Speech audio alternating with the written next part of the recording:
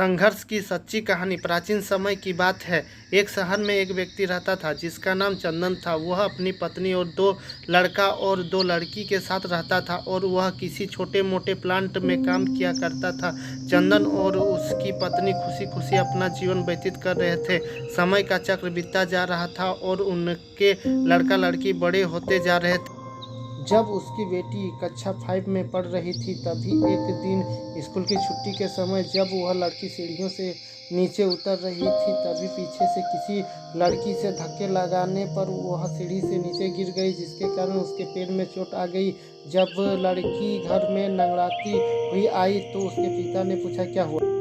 तभी लड़की ने उन्हें पूरी बात बताई।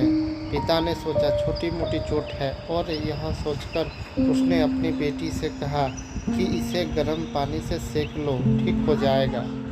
कुछ दिन बीतने के बाद लड़की के पैर फूलने लगा और उसे चलने में दिक्कत होने लगी।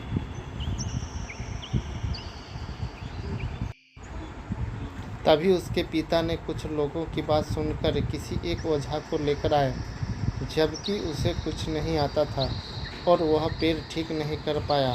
कुछ समय बीतने के बाद जब उसकी लड़की की हालत और ज़्यादा खराब होती जा रही थी, एक दिन जब उसके पिता अकेले कहीं बैठे थे तो वह मन ही मन सोच रहे थे कि क्या करें। तभी सोचते सोचते उसके दिमाग में आया कि क्यों ना डॉक्टर से दिखाया जाए। तभी दूसरे दिन वह अपनी लड़की को लेकर वहीं पास के अस्पताल में जाते हैं। डॉक्टर जब लड़की को देखता है तो लड़की के पिता से कहता है कि जल्दी ही इसे ऑपरेशन करना होगा, क्योंकि इस लड़की के पैर में एक बहुत बड़ा घाव हो चुका है, जिसके कारण लड़की का पैर काटना पड़ सकता है। पिता डॉक्टर से पूछता है कि ऑपरेशन में कितना पैसा लगेगा।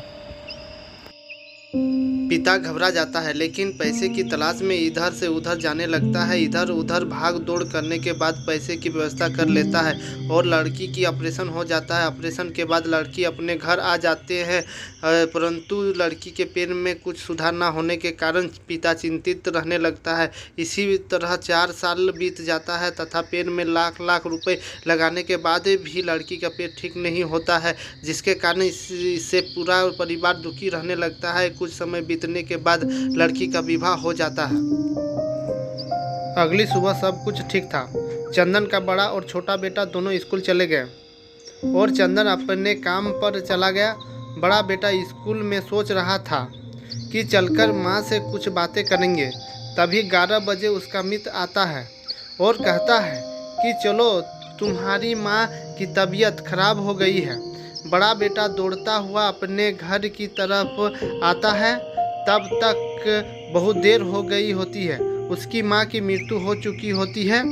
बेटा माँ को देखते ही फुट फुट कर रोने लगता है और वह अपनी माँ का अंतिम संस्कार करता है। 1 साल तक पूरा परिवार दुखी ही रहता है। कुछ समय बीतने के बाद दुखों के बादल छट जाते हैं और चंदन अपने लड़का और लड़की के साथ सुखमय जीवन बिताने लगता है। आज उसका परिवार सुखी जीवन जी रहा है। दोस्तों, जीवन में सुख और दुख दिन और रात की तरह होते हैं, जो कभी अस्थायी नहीं रहते। इसीलिए दुख के समय में कभी हिम्मत नहीं हारना चाहिए तथा सुख के समय कभी अहंकार नहीं करना चाहिए। इसीलिए कहा गया है